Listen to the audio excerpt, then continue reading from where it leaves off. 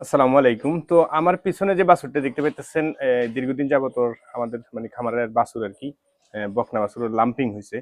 তো লাম্পি হওয়ার পরে আমরা কিভাবে চিকিৎসা করছি আসলে এই বিষয়টা নিয়ে আমরা খুব দ্রুত একটা ভিডিও দিব।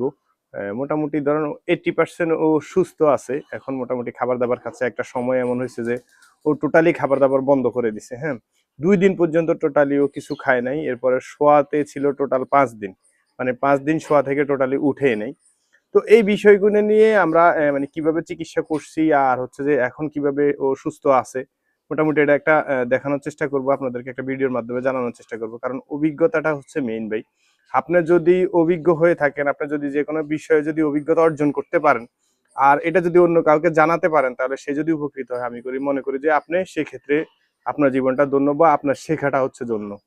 তো যাই হোক, আমরা অন্য কোনো ভিডিওতে আপনাদেরকে জানানোর চেষ্টা করব যে আসলে ওর পরিস্থিতিটা কি হয়েছিল আর কিভাবে ওকে আমরা চিকিৎসা করছি।